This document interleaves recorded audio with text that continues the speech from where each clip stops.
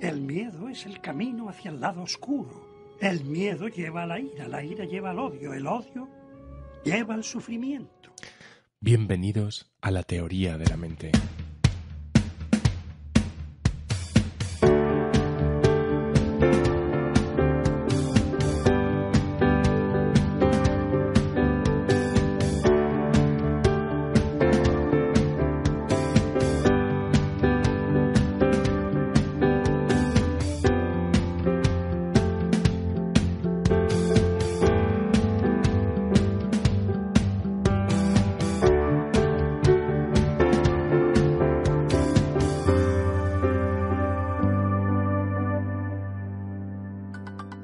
Aquí en la teoría de la mente os esperan contenidos adaptados a todos los públicos, y aquí contamos temas de interés sobre psicología, psiquiatría y sobre todos aquellos aspectos que nos ayudan a vivir una vida mejor dentro del ámbito de la salud mental.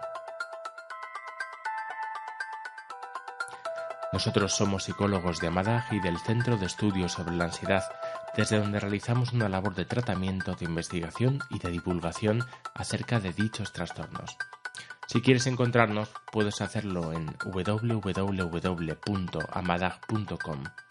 Y si quieres llamarnos, hazlo siempre por la tarde en horario de secretaría al 911198157. 911198157.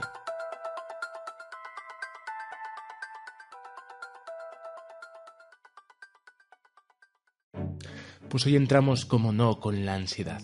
Vamos a hablar de ella en nuestro programa y os vamos a contar muchas cosas acerca de tan venerable señora, porque la ansiedad está ahí, porque nos acompaña, porque otras veces nos ayuda, pero otras puede ser un auténtico tormento.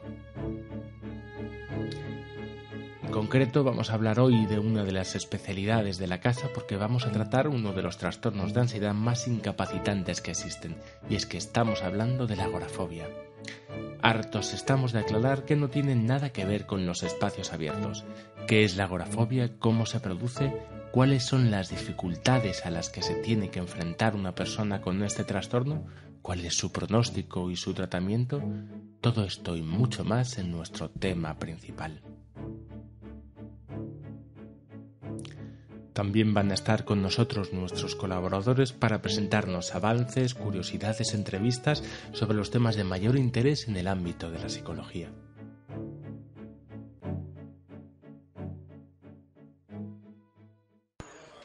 Un ataque de ansiedad para mí es el momento en el que la ansiedad se apodera tanto de ti, en el que dejas tú de tener el control de la situación y pasas a tenerlo, el miedo, los síntomas físicos, el corazón se te sale por la boca, te late tan deprisa que parece que va a reventar y notas una presión especial en el cuello, parece que te vas a perder el conocimiento y va a ser el fin de tu vida en ese mismo momento. Tú no decides, o sea, tú lo único que quieres es huir, correr, no sabes ni a dónde porque te va a dar lo mismo y pierdes un poco el control de ti mismo, puede más el miedo que tú.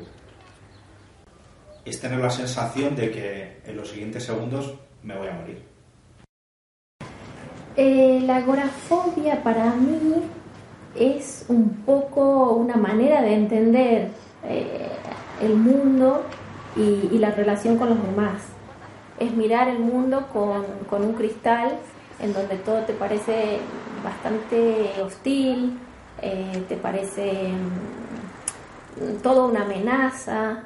Te sientes muy, muy inseguro, con muchos miedos y muy pequeño al no poder abordar nada, ni concretar nada, ni evolucionar, porque todo te parece muy, muy grande, todo te viene muy grande. Y me viene a mí a la mente una frase que no recuerdo quién la dijo, pero que es algo así como que si abordas un asunto como de vida o muerte, morirás muchas veces. Estamos escuchando fragmentos de Ítaca, el documental que hemos realizado sobre la agorafobia, en el que contamos la historia de cómo 3 personas que han pasado por la asociación realizan un viaje. En el documental reflexionan sobre cuál ha sido su proceso desde que empezaron, no pudiendo apenas salir de casa prácticamente, a poder finalmente embarcarse en un viaje en avión, como describe la película, junto a otros 6 valientes compañeros.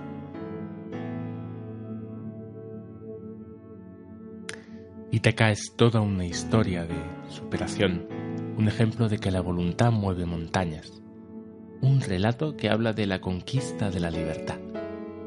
Gracias por haber sido tan generosos de compartir vuestra hazaña. Desde aquí os deseamos suerte y celebramos todos vuestros viajes futuros, todos los viajes del mundo. Está bien, lo intentaré. No lo intentes. Hazlo o no lo hagas, pero no lo intentes.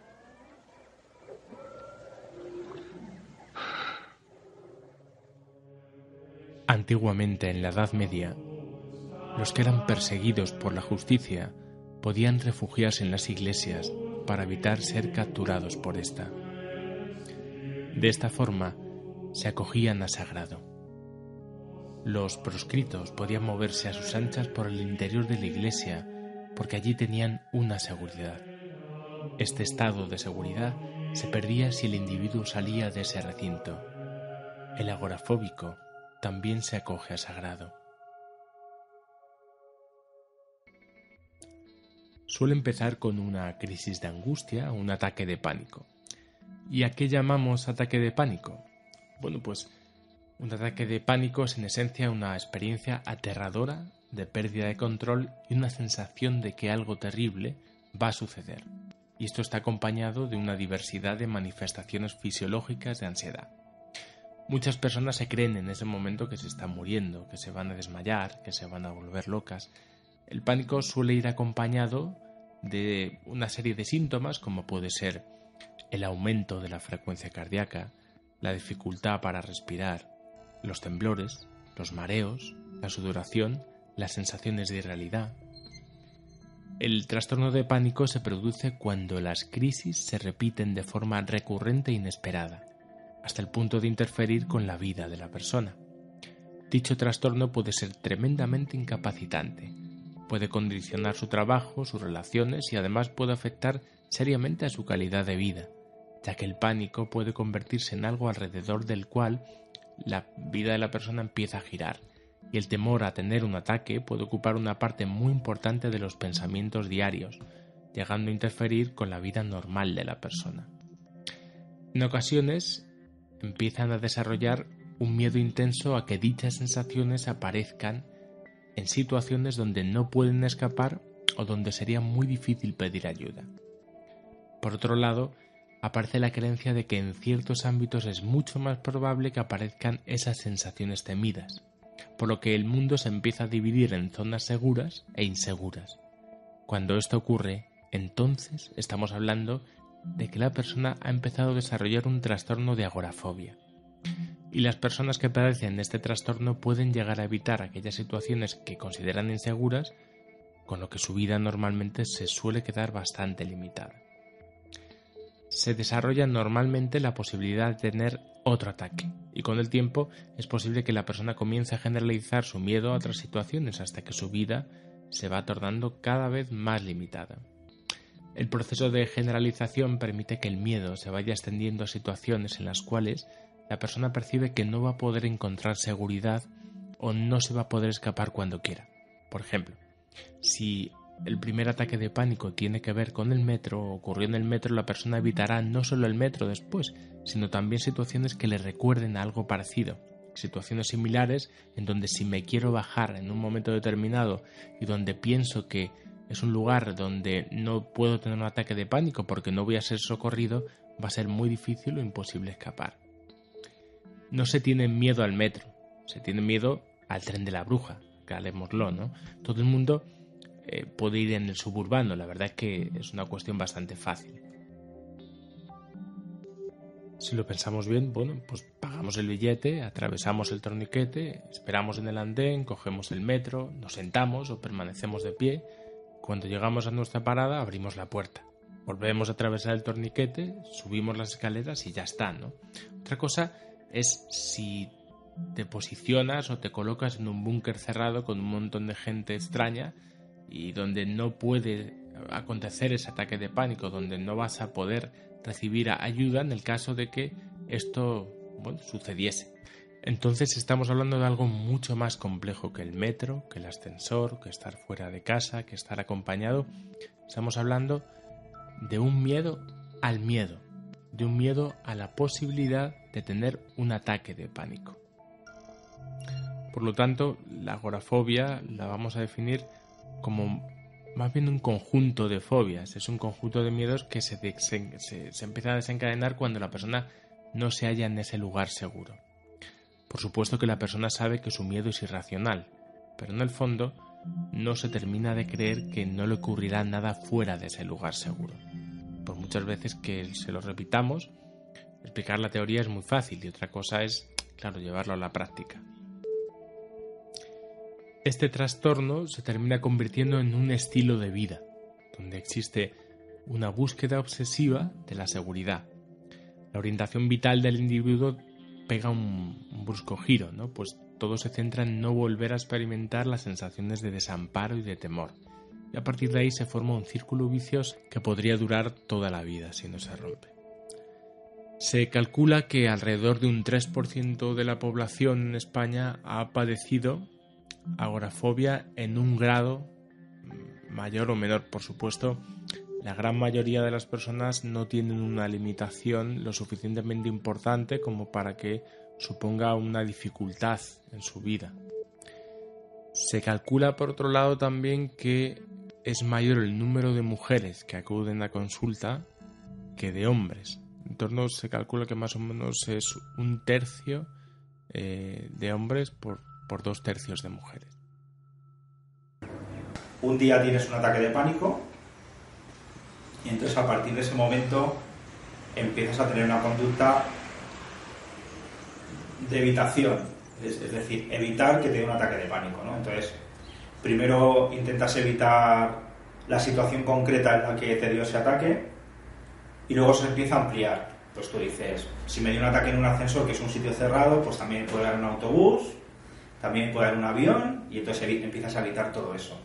Y al final la agorafobia, pues vamos a dejarnos de milongas, condiciona tu vida.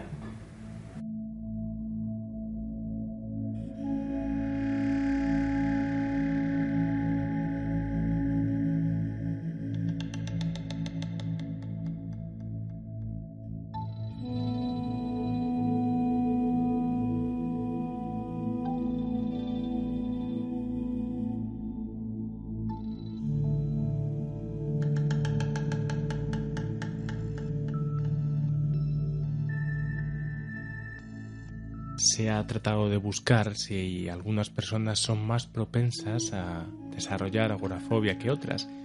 Y bueno, pues se han encontrado algunos factores que quizá podrían ser de interés. En primer lugar, son personas que tienen dificultades para expresar sus emociones, a veces o sus sentimientos en algunos casos, y que viven de manera muy vergonzosa el hecho de tener un problema de ansiedad. En otras personas también podría encontrarse una mayor probabilidad cuando tienden a tener unos procesos de atribución errónea, es decir, tienden a atribuir la activación normalmente que sienten a las circunstancias ambientales, ¿no?, que los producen. Por ejemplo, si tienes una pelea y estás enfadado, pues terminas evitando las peleas, ¿no?, porque no quieres sentir eso, ¿no? Son personas con dificultad para resolver los problemas cotidianos a veces. Luego hablamos de individuos que tienen un sentimiento de bajo control de las situaciones. También existe una vulnerabilidad genética, es decir, hay personas que van a desarrollar casi de forma familiar la agorafobia más que otros. Por otro lado, podríamos estar hablando de personas que tienen dificultad para adaptarse a lo nuevo, ¿no?, a las situaciones que pues pueden surgir más bien de forma espontánea, dificultades espontáneas. Personas también que han tenido experiencias traumáticas directas o han sido también testigos de algún suceso dramático, podría ocurrir. También es más frecuente en personas más introvertidas que los extrovertidos. Y luego también hay menciones dentro de su biografía a veces a que al menos uno de los dos progenitores era percibido como persona muy sobreprotectora, o al revés, era una persona que tenía muchas dificultades para expresar cariño, o que al final ha habido la sensación de que no se ha cuidado de la persona. Para mí un principio marcado en un día, puedo recordar un ataque de pánico con todos los síntomas en un día determinado, pero pienso que todo esto se fue gestando con el tiempo y que hay una serie de comportamientos, manera de pensar, de entender las cosas que me llevaron a que inevitablemente tenga ataques de pánico. Pues un día en mi vida con agorafobia es un día en el que casi lo único que importa es no tener un ataque de pánico. Los estudios, el ocio, la relación con tus amigos, con tu familia, el salir o no salir, todo está enfocado a evitar un ataque de pánico. No es vida, vamos. De entre los tratamientos posibles, hablaremos de varios, pero bueno, diremos que uno de los más eficaces y el que sobre todo trabajamos nosotros, aunque ya os digo, utilizamos otras muchas más técnicas, pues se centra en el tratamiento que diseña la terapia cognitivo-conductual. El postulado central de la terapia cognitiva es que las personas sufren por la interpretación que realizan de los sucesos y no tanto por los sucesos en sí mismos. Así que durante este proceso lo que vamos a buscar es que la persona pueda entender la ansiedad de una manera profunda, pueda entender de qué manera está distorsionando la realidad y que también pueda encontrar otras interpretaciones que le puedan servir más porque sean más funcionales y más adaptativas. Para ello nos vamos a ayudar en una serie de técnicas y de herramientas que le van a ayudar a la persona a gestionar de una forma más adecuada su ansiedad.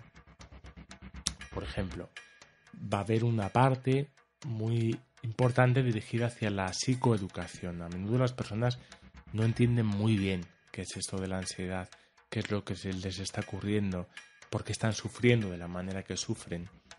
Y vamos a entender que la ansiedad sigue una lógica determinada. A lo mejor no es la lógica que nos gustaría a los seres humanos, pero bueno, sigue una lógica determinada, y comprender de una manera, como hemos dicho antes, profunda esa lógica nos va a ayudar a entenderlo y a gestionarlo de una manera más adecuada.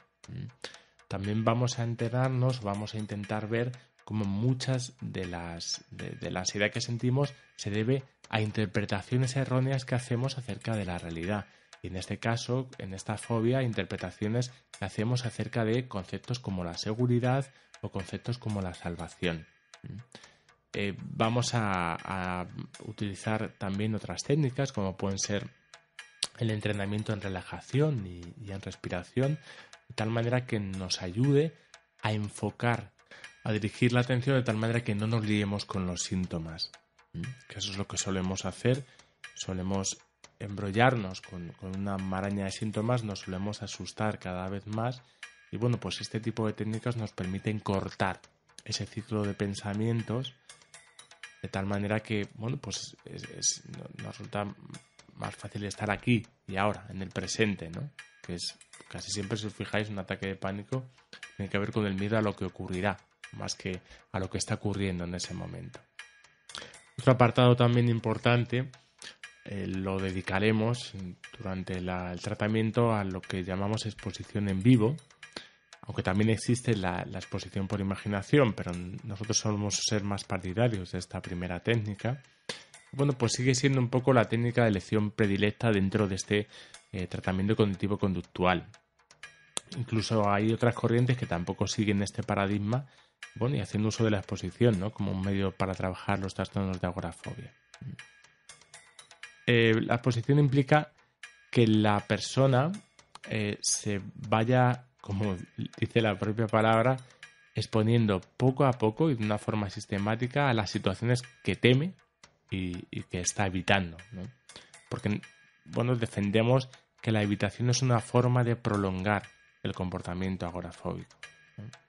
La dificultad básica reside un poco que esta técnica va en contra de esa lógica de la evitación que la persona con agorafobia pues posee, ¿no? Va a implicar aquellas situaciones, como decimos, temidas, y vemos que ha resultado ser una de las herramientas más potentes en el tratamiento de este trastorno, ¿no? Existe, por así decirlo, un proceso de descondicionamiento, porque la persona con agorafobia ha ido condicionando la sensación de inseguridad, la sensación de vulnerabilidad a determinados entornos y a determinados lugares. Imaginemos si al principio esto, como hablamos, sucedía durante el metro, bueno, pues a lo mejor otra situación como puede ser el autobús, a la persona le sigue resultando o le recuerda esa primera situación donde vivió ese ataque de pánico, así que se va extendiendo y se va generalizando. ¿Qué es lo que ocurre? Que en la medida en que vamos dando otra información a nuestro cerebro, le vamos dando otra serie de sensaciones diferentes al pánico, y se va acostumbrando poco a poco a esas situaciones que está temiendo, bueno, pues la mente va a codificar todos esos lugares y situaciones como no peligrosas. La exposición continua, por otro lado, refuerza también la creencia en la capacidad que tiene la persona de cuidar de sí misma, porque recordemos que en última instancia lo que se está buscando es una ayuda externa, no tanto una ayuda interna. Entonces, sí que nos ayuda a consolidar esta creencia, ¿no? Y va aumentando también de esta manera la confianza de la persona en sí misma. Otro tipo de exposición también importante es que vemos que la persona con agorafobia tiene miedo también a sus propias sensaciones, ¿no? También va condicionando no solamente el miedo a estar en determinados lugares, sino a que toda esa serie de sensaciones también son peligrosas en sí, ¿no? Entonces, por ejemplo, recomendamos el hecho de que la persona vaya iniciándose en actividades de tipo deportivo y sobre todo aquellas actividades aeróbicas, es decir, que conlleven una activación tanto del sistema respiratorio como circulatorio, y esto ayudará a la persona a acostumbrarse también a esas sensaciones, ¿no? Otras técnicas que nos van a servir, aunque sean ya mencionarlas de pasada, bueno, pues va a ser, como hemos hablado antes, la exposición por imaginación. También hemos utilizado la hipnosis, hemos utilizado la inervación vagal, hemos utilizado la intención paradójica.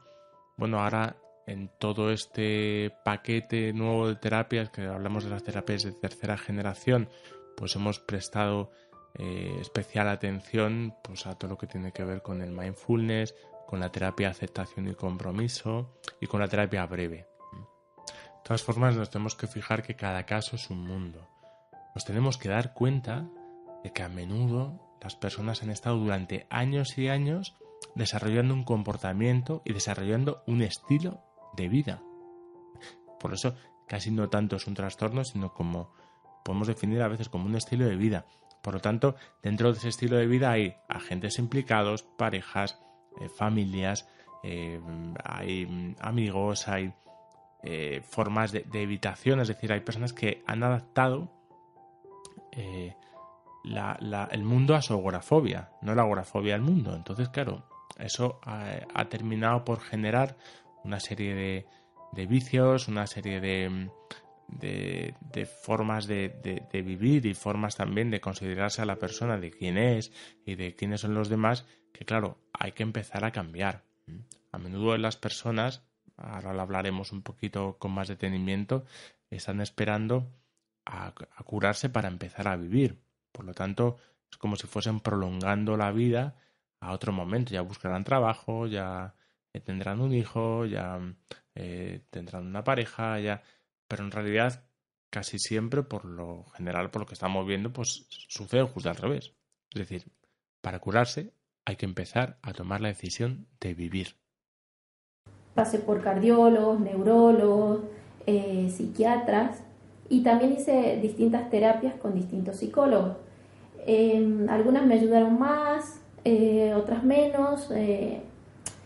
Lo cierto es que hasta la terapia grupal no conseguí trazar un camino y ver un cambio en el tiempo y que perdure, cambios de estos que hacen que realmente se modifiquen cosas de fondo. Bueno, en la terapia en grupo, yo al estar con personas que les pasa lo mismo, yo pude reflejarme en algunas de ellas, pude aprender, pude buscar motivación.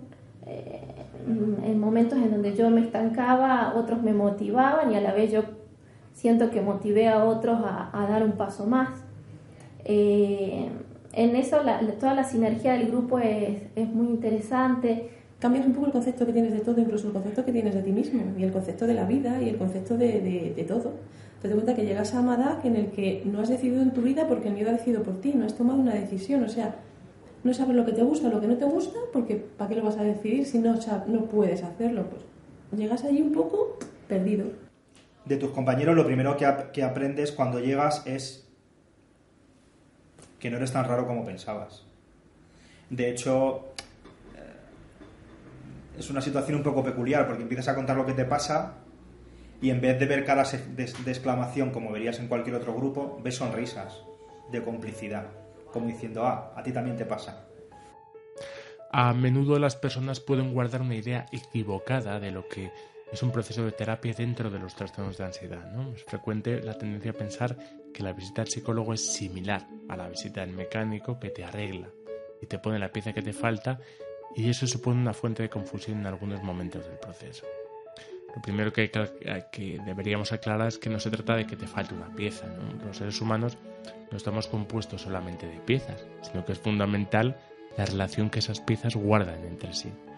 Y no se trata tan solo de superar un síntoma mediante una receta magistral o siguiendo una serie de pasos, tampoco de ignorarlo, ¿no?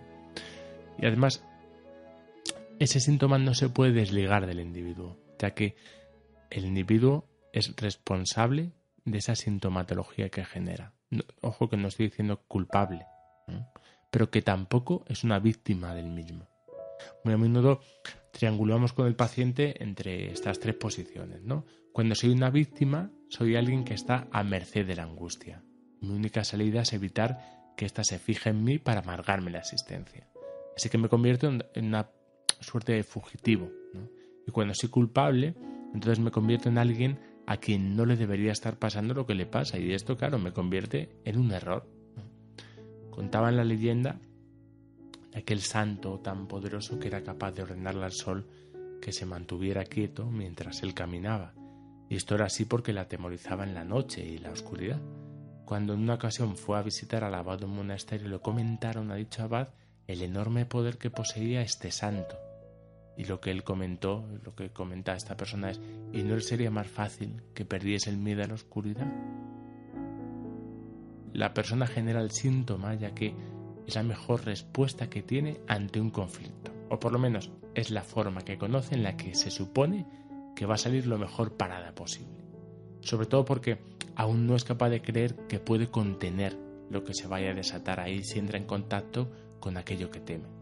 Sin embargo, la persona tiene que cambiar su vida entera y condicionarla para no enfrentarse a esa angustia, y eso supone pagar un precio altísimo. Recuerdo una consulta que tuve en San Bernardo, y esta consulta tenía 2 balcones, ¿no? Y yo todos los días regaba mis plantas o intentaba echarles un vistazo.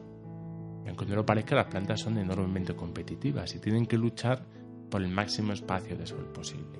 Esto hace que muchas se tuerzan y se retuerzan buscando todos los recovecos posibles para alcanzar la luz que tanto desean.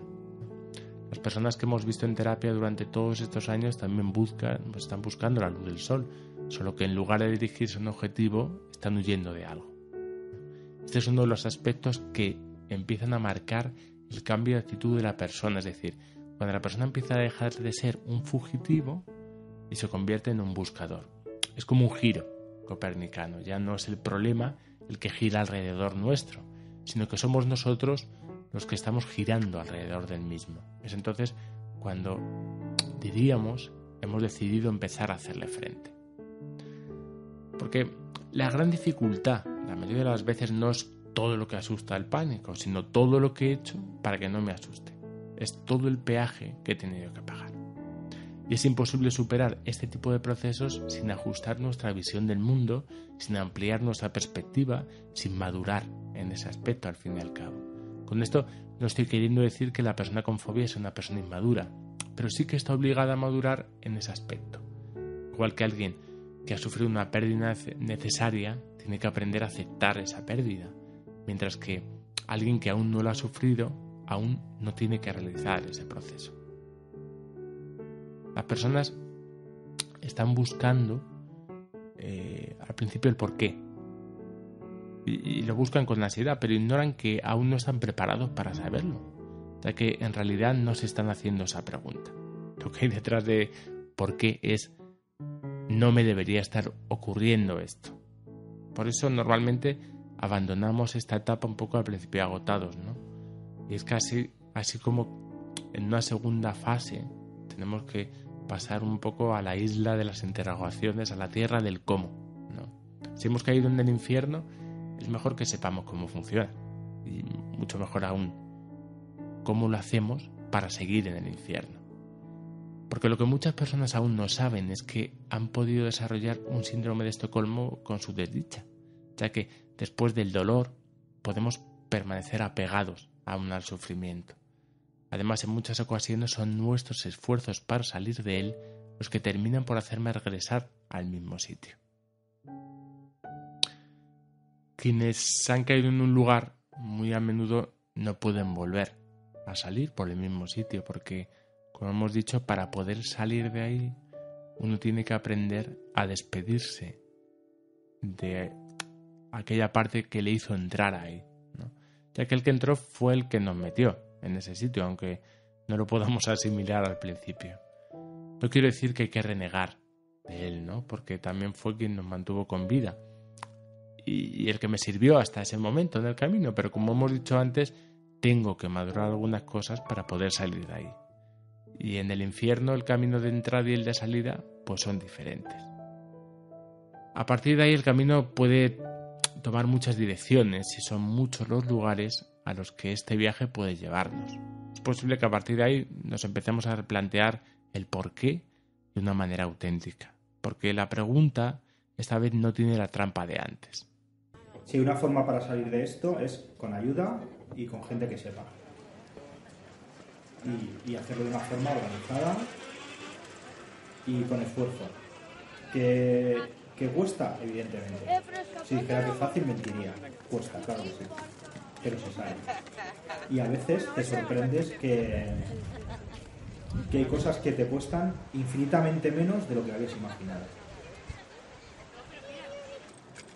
En todo este proceso yo he aprendido que yo tengo mucho que ver con mi vida, que yo decido si me quedo en esa Mari Carmen muy pequeñita y muy dependiente, agorafóbica, o si decido madurar en muchos aspectos también y hacerme cargo de muchas cosas que había dejado de lado,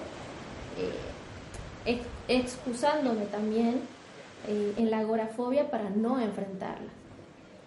Pero sí que yo aprendí que mi vida es mía y que no depende de que hoy de cosas mágicas ni milagrosas ni algo que esté, ni un poder que está fuera de mí, sino que soy yo la que maneja eso. Pues que se sale de esto, que se sale, que te condiciona la vida, que es muy difícil, es muy difícil salir, pero es muy difícil vivir. Qué tontería. Entonces se sale, claro que se sale de esto y de todo, y si quieres sales. Durante todo este tiempo con agorafobia lo que básicamente aprendes es a vivir una vida sin miedo, a saber que tú puedes decidir lo que quieres hacer y puedes hacerlo, que cuesta, claro que cuesta como todo, sobre todo aprender a vivir del aquí y el ahora, a disfrutar de todo, de lo pequeño, de salir a la calle sin miedo y sabes con una sonrisa porque sales tranquilo, o sea, simplemente estar en la calle tranquilo para nosotros ya es un logro.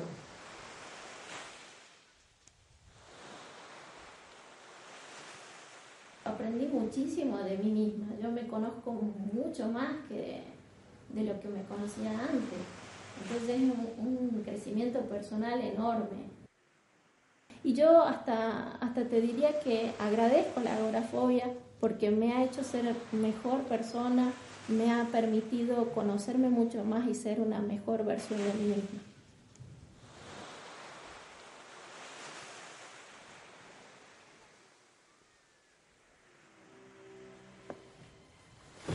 Nuestro mayor miedo no es que no encajemos. Nuestro mayor miedo es que tenemos una fuerza desmesurada. Es nuestra luz y no nuestra oscuridad lo que más nos asusta. Empequeñecerse no ayuda al mundo. No hay nada inteligente en encogerse para que otros no se sientan inseguros a tu alrededor. Todos deberíamos brillar como hacen los niños. No es cosa de unos pocos, sino de todos. Y al dejar brillar nuestra propia luz, inconscientemente damos permiso a otros para hacer lo mismo. Al liberarnos de nuestro propio miedo, nuestra presencia libera automáticamente a otros.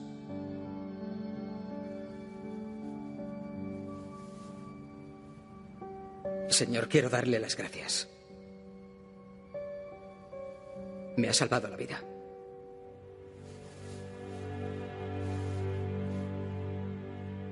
Pues con nosotros va a estar Flavio Gutiérrez. Flavio es licenciado en Medicina y Cirugía, es especialista en psiquiatría y con ejercicio profesional dentro del campo de la psiquiatría privada. Tiene bastante experiencia ya en el tratamiento psicofarmacológico de los distintos cuadros psiquiátricos, con especial relevancia en el campo de los trastornos de ansiedad. Bueno, pues un saludo y bienvenido, Flavio. Hola, Rubén. Muchas gracias por esta posibilidad que me ofreces y nada, encantado de estar aquí con vosotros. Pues mira, tenemos aquí un montón de preguntas porque hemos hecho ahí rastreando en Facebook y en un montón de lugares, bueno, pues y la gente estaba muy interesada en las preguntas que podíamos hacerte, porque tú como profesional también de la psiquiatría, bueno, pues nos podías aclarar muchísimas cosas. Entonces, este programa, como sabes, lo dedicamos a la agorafobia. Uh-huh. Y bueno, pues nos interesa mucho ver, como decimos, este punto de vista. Nos pregunta Nelly Cabello, decía si hay un componente genético en esto de la ansiedad y qué peso tendría para ti o según tu experiencia la genética en este caso. Pues sí, la verdad es que es una pregunta que cada vez es más frecuente en consulta. Y no me extraña porque mucha gente, más allá de venir a curar el síntoma, quiere saber más de estos trastornos, los trastornos de ansiedad, pues que cada vez están teniendo más relevancia en la sociedad.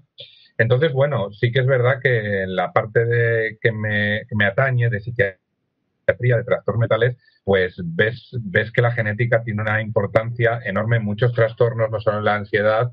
Ya hablo de trastornos como la esquizofrenia o el trastorno bipolar. Uh-huh. Y sí que es cierto que cuando te enfrentas a una persona que acude a consulta y su motivo de consulta es un problema de ansiedad, pues muchas veces, haciendo una historia clínica, te encuentras que más allá de factores exógenos como pudieran ser pues un estrés laboral, un estrés por cualquier tipo de problema, una personalidad que facilite esa ansiedad, pues como digo, te encuentras árboles genealógicos en los que sí que hay familiares en los que ya presentaban esta tendencia o esta vulnerabilidad a la ansiedad. Todo esto que te cuento así un poco a grandes rasgos, pues ya está contrastado a nivel científico, a nivel de estudios. Y bueno, sin querer relacionar directamente a la genética como causa primigenia de lo que pudiera ser un trastorno de ansiedad, sí que es verdad que en muchos casos hay que tenerla en cuenta porque ves que tiene influencia. Claro, es que efectivamente, mira, en la consulta nosotros encontramos casi, como dices tú, no árboles genealógicos, un poco con el mismo trastorno desde el abuelo hasta el padre, hasta en algunas he llegado a ver hasta el bisabuelo y todo. O sea, que tenían ya su historial de ansiedad, pero bien hecho, ¿no? Lo que pasa es que casi siempre nos quedamos un poco con la historia, bueno, también hasta qué punto las personas con trastornos de ansiedad también transmiten o educan a la persona también en la manifestación de esos síntomas y, bueno, también hasta qué punto no podría haber también un componente educacional, ¿no?, en este caso. Completamente de acuerdo. Muchas veces es difícil discernir discernir ese componente educacional. Pero bueno, sí que es verdad que está ahí, que ya digo, con otros trastornos pues de una severidad mayor en el caso de lo que a la clínica se refiere, como una esquizofrenia, lo ves. Y bueno, sí que es verdad que la influencia está ahí, pero vamos, completamente de acuerdo en que muchas veces eso, diferenciarlo de ese componente educacional, en este caso de una familia, pues puede resultar muy difícil. Bueno, ¿y qué tipo de tratamientos, Flavio, farmacológicos se suelen prescribir a los pacientes que tienen ansiedad, ¿no? Pues sí que es verdad que es un tema controvertido a la hora de hablar con las personas que acuden a consulta para solicitar un tratamiento psicofarmacológico, porque la verdad es que hay que reconocer que a día de hoy el psicofármaco pues sigue muy estigmatizado, pues por malas gestiones del mismo muchas veces que producen pues malas respuestas de los fármacos, sobre todo pues desinformación en todo el tema de las adicciones que pudieran ocurrir tomando los mismos. Pero bueno, a día de hoy nos encontramos dos ramas para manejar la ansiedad que bien gestionadas, pues bueno, además de de quitar el síntoma, pues no generan adicciones, no generan síndrome de abstinencia y se pueden retirar con facilidad. Entonces, bueno, tenemos por hacer así un resumen a grandes rasgos, pues dos formatos, el ansiolítico y el antidepresivo. El ansiolítico, pues bueno, lo manejamos mucho, archiconocido, probablemente sea de los fármacos en general que más se prescriben a nivel universal, diría yo, porque internacionalmente se han hecho estudios al respecto y se ha visto que las benzodiazepinas pues son terriblemente prescritas y en muchos casos probablemente eso sea el origen de esta mala fama que tienen. Pero bueno, el ansiolítico para las crisis de ansiedad, las crisis de pánico que cursan muchas veces en los trastornos de angustia es el tratamiento de elección, es el tratamiento que damos en los servicios de urgencias, porque suelen ser tratamientos rápidos, efectivos y que quitan la tan temida crisis de pánico. Solo con asegurar a la persona que con esa pastilla, pues bueno, va a gestionar la crisis de pánico, pues seguro que tú verás en tu consulta cómo la gente gana confianza a la hora de poder salir otra vez a la calle, realizar sus actividades cotidianas. Bueno, es que de hecho vemos un poco que hay gente, ¿no?, que simplemente con tener la pastilla en la cartera ya, bueno, pues se sienten más tranquilos a la hora de salir, ¿no? Efectivamente, así me lo han dicho también. Y bueno, pues es lo que prescribimos así como primera medida para las crisis de pánico. Luego sí que es verdad que tenemos otro formato de ansiolítico que sí que es verdad que lo prescribimos a medio plazo, y es este ansiolítico que te permite un poco pues bajar los niveles de ansiedad que sin llegar a la crisis de pánico pues mucha gente refiere. Esa sensación, ese desazón que a lo largo del día pues tiene una persona, que lo manifiesta en un formato de que bueno, que se encuentra como en una nebulosa o como perdido o como que no acaba de concentrarse, pues todo eso que son esas manifestaciones de ansiedad, sí que es verdad que un ansiolítico de vida media larga pues lo cubre. Pero bueno, a día de hoy sigue siendo la medicación per se y la que a largo plazo nos merece la pena mantener, que sigue siendo el antidepresivo. Sí que es verdad que la primera confusión que se genera en consulta cuando comentas lo del antidepresivo es lo de, pero doctor, ¿para qué me va a dar usted un antidepresivo? No estoy deprimido, ¿no? Lo habrás oído un montonazo de veces y hay que dar la explicación, que evidentemente la verdad es que el nombre de antidepresivo pues todo el mundo piensa que es para combatir la depresión, es así, pero al fin y al cabo el antidepresivo tiene un mecanismo de acción que a nivel del sistema nervioso central regula los neurotransmisores. Entonces, el trastorno de ansiedad muchas veces se produce por una disregulación de los neurotransmisores.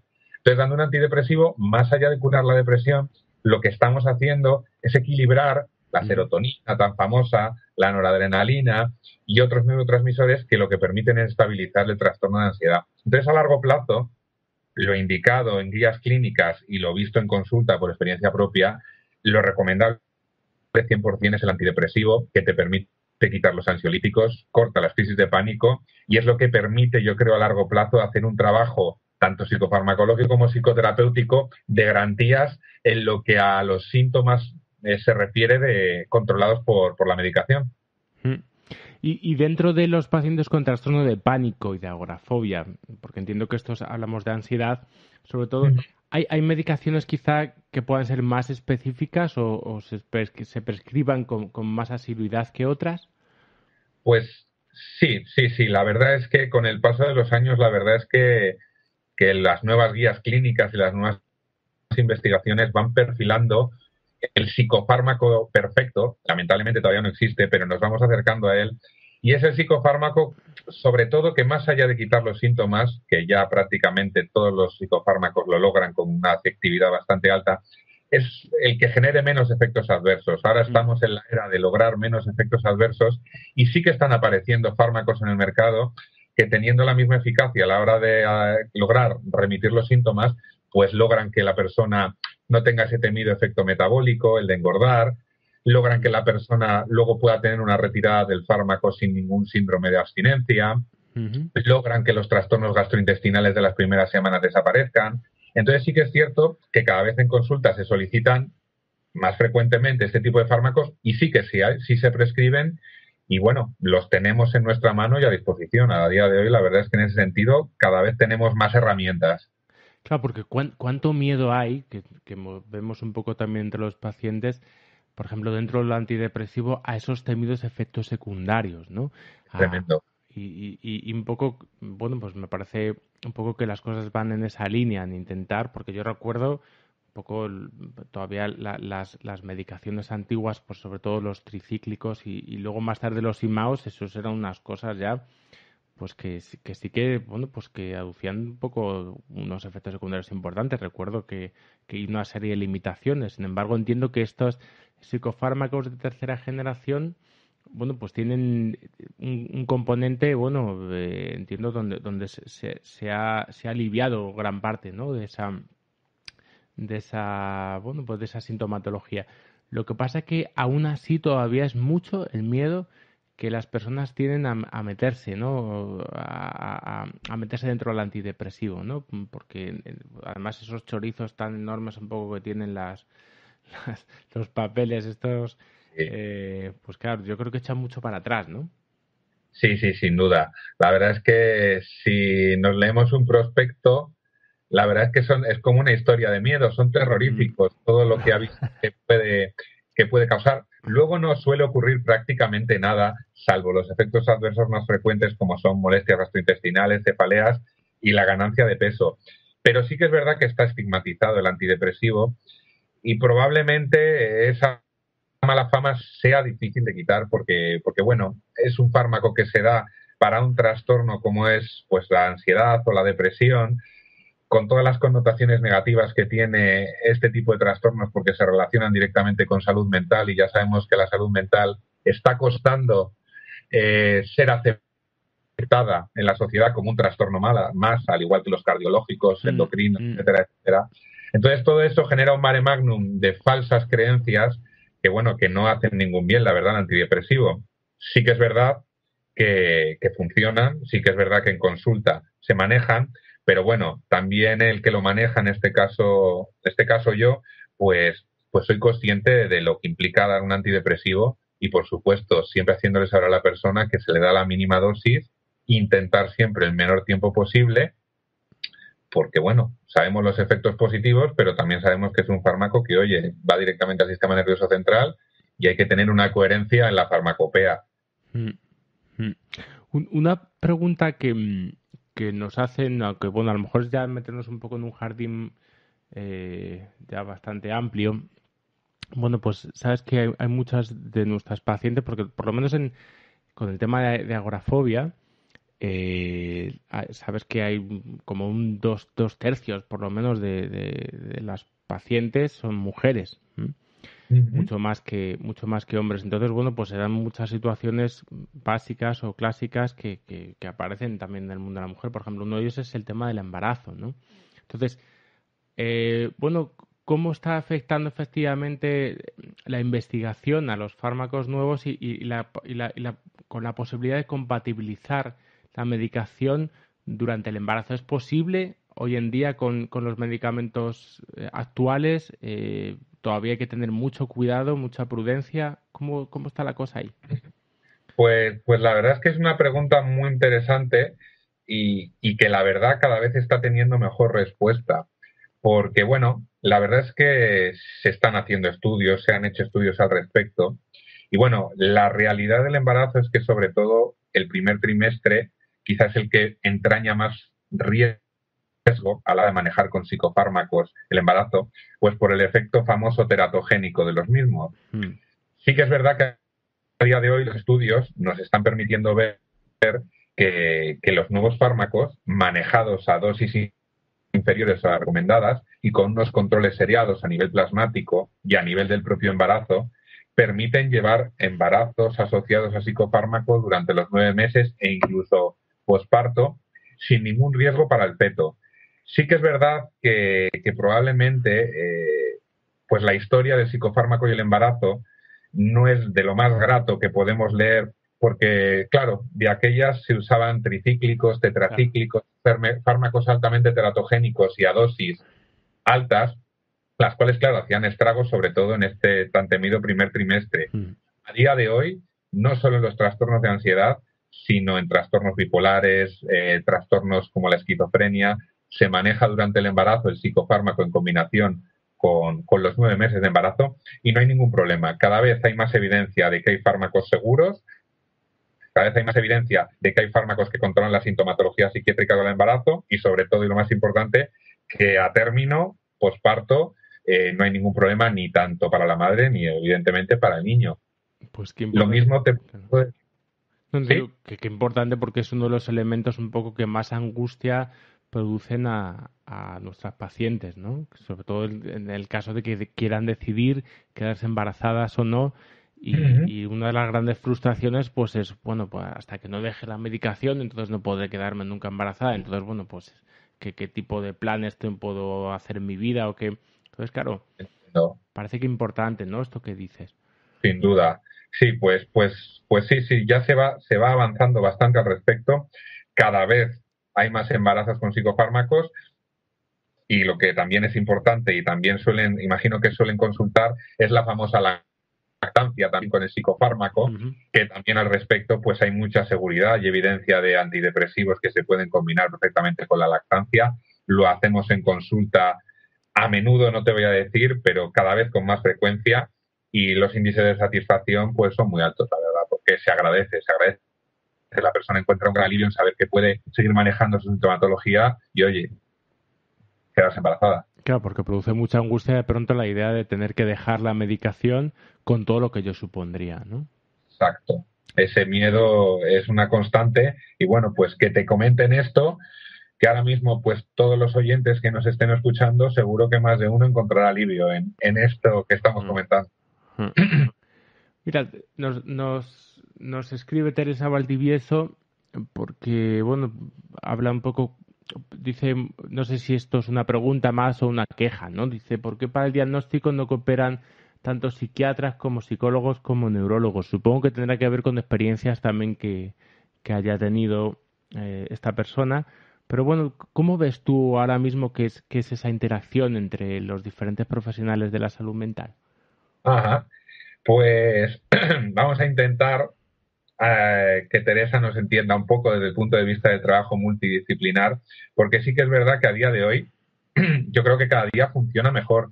Primero hay una cosa que la verdad es innegable y es que las agendas de los pacientes, tanto de neurólogos como de psicólogos como de psiquiatras, van increciendo. Entonces urge y se exige que se divida el trabajo, pero a la vez se combina.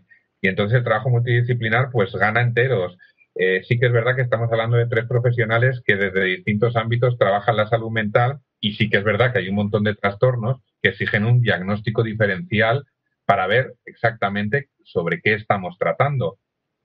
Entonces, bueno, yo creo que también, más allá de esto que es una realidad y que debiera ser así, yo creo, en cualquier dispositivo de salud mental que encontremos, pues hay una realidad quizá más intestina, más propia ya del profesional, que es el gusto que tenga por trabajar con unos o con otros y la disposición que tenga.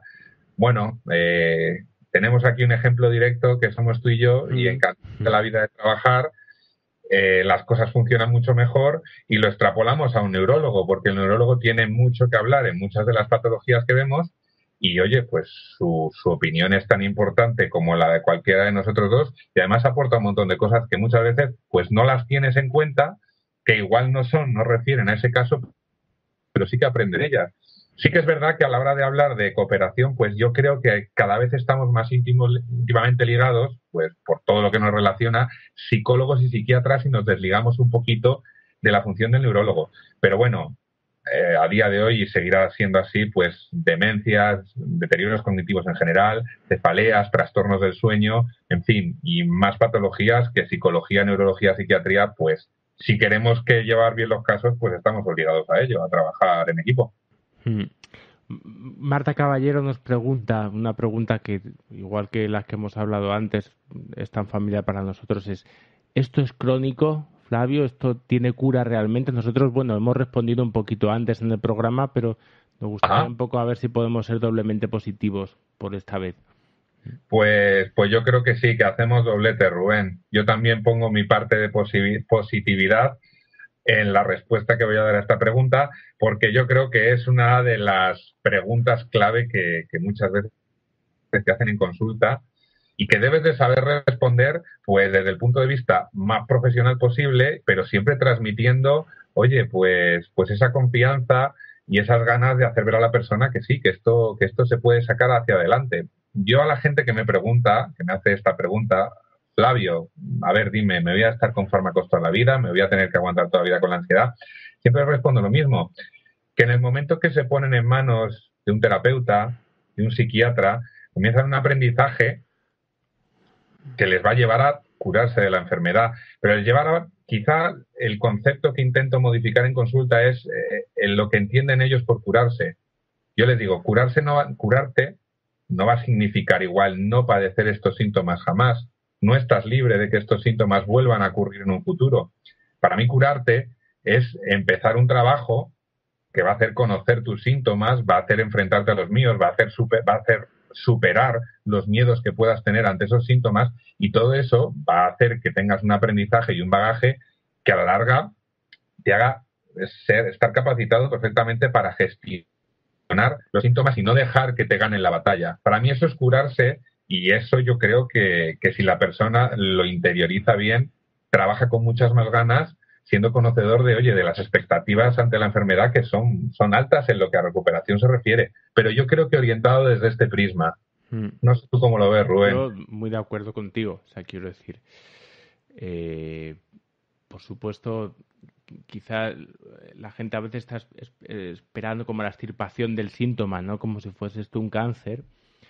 Y por supuesto que no. Yo creo que no es tanto el síntoma, sino cómo me coloco con respecto al síntoma, ¿no? Entonces, hay algunas personas que, bueno, pues la ansiedad, pues como vemos, no es un error. La ansiedad es una respuesta que podemos tener ahí, y las diferentes manifestaciones de la ansiedad es lo mismo. Lo que pasa es que a veces esa ansiedad puede estar interfiriendo gravemente en mi vida y a veces, pues no. Y depende un poco cómo me coloque, cómo la asimile, depende también un poco cómo lea, ¿no?, lo que está pasando, que efectivamente eso pueda ser algo que impida, ¿no?, mi vida, porque si no esto se transformaría en una especie de maldición, ¿no? Esto sería algo como ante lo cual casi no puedo hacer nada. Esto parece la famosa maldición griega, cuando en realidad es que no. La mayoría de las veces sí podemos decir un poco cómo nos queremos poner y cómo nos queremos colocar. No estamos tan indefensos, ¿no?, ante este destino manifiesto, ¿no? Nos escribe también María del Carmen Sigüenza y nos pregunta, nos dice: ¿haber padecido esta enfermedad crea una determinada personalidad? Está haciendo esta pregunta. Me refiero, dice, a si influye de alguna manera en el carácter y sobre todo si la persona en cuestión es un adolescente. ¿Qué piensas? Pues casi que hilo la respuesta de la pregunta anterior con la respuesta de esta pregunta, porque si hablábamos de curación como un proceso en el cual aprendes a conocer el síntoma y a enfrentarlo, yo creo que pasar esta enfermedad, evidentemente, yo creo que sí, te cambia la personalidad, pero te cambia la personalidad, yo creo, a mejor, porque aprendes a conocer el síntoma desde tu propia persona, desde tu propia forma de responder ante tu contexto. Y entonces eso creo que es un bagaje que sí que te cambia la personalidad, pero ni mucho menos desde un aspecto negativo, sino todo positivo. Tú estás hablando un poco de esta palabra un poco que está tan en boga ahora, esta que se llama tanto esto de resiliencia, ¿no? Efectivamente. Yo creo que van por ahí los tiros, sí. Te hacen más resiliente y eso es un aprendizaje que, bueno, lamentablemente a veces pues lo logras gracias a padecer un trastorno que te obliga a estar por encima de las circunstancias y a cambiar tu formato de funcionar en los distintos ámbitos de la vida, pero creo que es muy positivo. Al igual, para dar continuidad a la segunda parte de esta pregunta, el padecerlo en adolescencia, claro, entiendo la pregunta un poco como si pudiera significar un trauma o que te cambiase la personalidad por lo que has sufrido en una época ya de mayor madurez.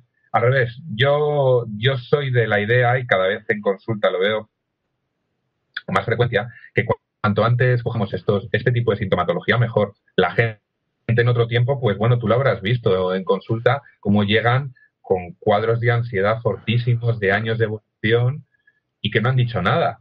Claro, nuestra gran experiencia es que las personas llegan después de años y años y años de haber padecido un sufrimiento importante, por lo cual las personas casi se han profesionalizado, ¿no? Ajá. En la ansiedad, se han quedado ahí, además como etiquetados, estigmatizados, y además han quedado con un concepto, con una idea de lo que es su trastorno, ¿no? Muy, bueno, con muy poco cambio, o con la sensación de que pueden hacer poco por cambiar, como hemos dicho antes, su destino, ¿no?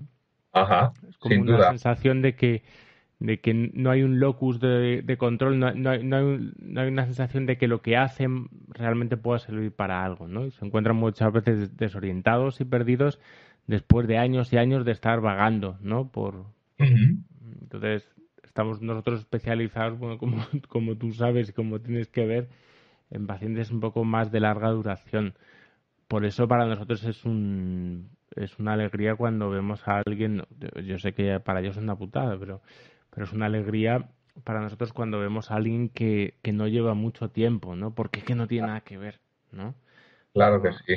A veces no hay que luchar contra la agorafobia, sino contra esa profesionalización, ¿no? del trastorno. Como no es que queramos que las personas quieran tener esto, sino que han tenido que tener un montón de vicios ocultos, han tenido que, bueno, pues para evitar un poco han tenido que hacer un montón de sacrificios, han tenido que limitar su vida hasta tal punto, bueno, que vemos un poco los cuadros que al final vemos, ¿no? Muchas veces. Exacto. Sí, la verdad es que desde aquí, pues oye, es una plataforma también para animar a toda esa gente que nos oye a decir que cuanto antes mejor.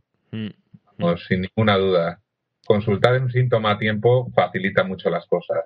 Pues eso, vamos, lo cogemos, ¿no? De todas. Pues muchas gracias, Flavio. Bueno, pues encantados de haber estado aquí contigo hablando. Y bueno, nos gustaría pedirte otra vez permiso para contar contigo de cara al siguiente programa en el que hablaremos de fobia social. Pues por mi parte, agradecerte, Rubén, la invitación y te tomo la palabra en el sentido de que va a ser un placer poder estar con vosotros hablando de un tema también tan de actualidad como el de fobia social y poder dar desde el punto de vista de la psiquiatría un poco de luz a todos los oyentes a la hora de orientar lo que es la fobia social y, oye, las consecuencias que tiene. Pues muchísimas gracias, Flavio. A vosotros. Muy bien.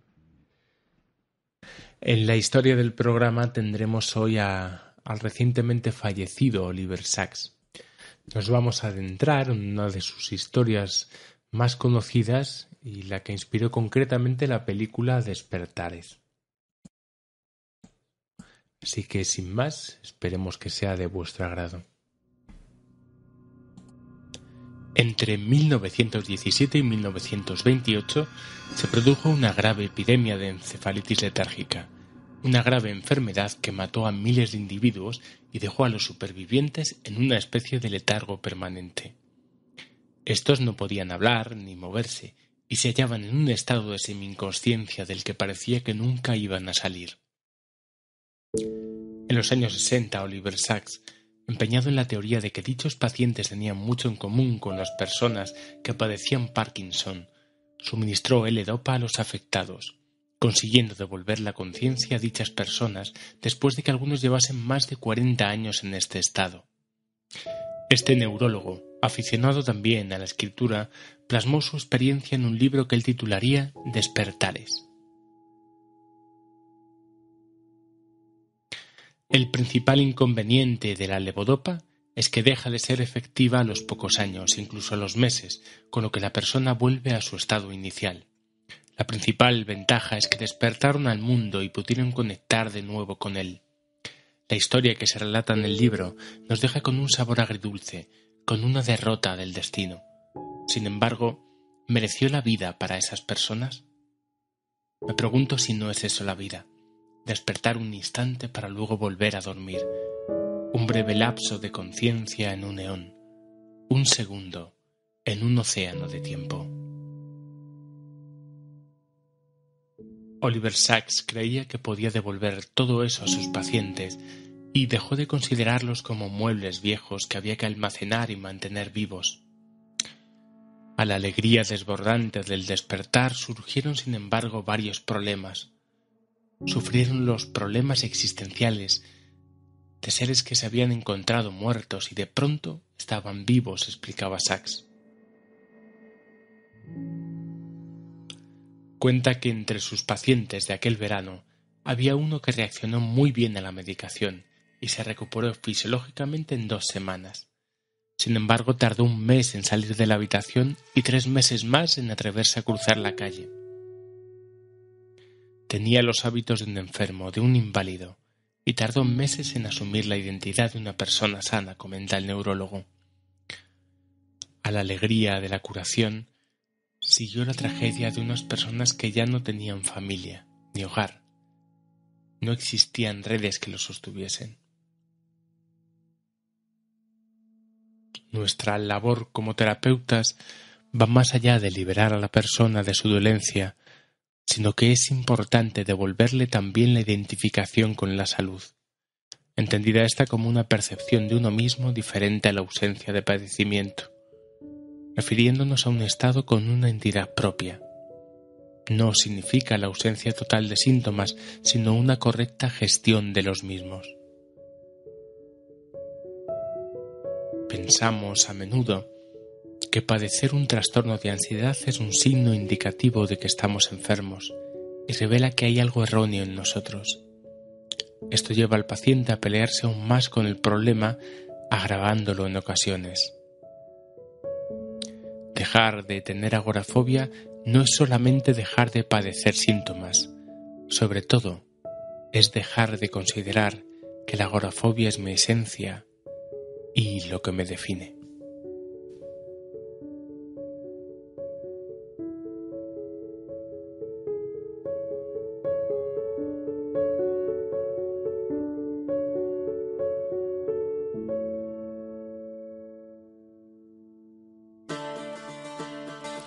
Y sin más preámbulos despedimos ya el programa. Esperemos que hayáis encontrado respuestas y si han quedado dudas, escribirnos a info@amadag.com. Os repito, info@amadag.com. Esto ha sido todo. Nos vemos en el próximo programa donde hablaremos de las fobias sociales. Se despide Rubén Casado y esto ha sido La Teoría de la Mente.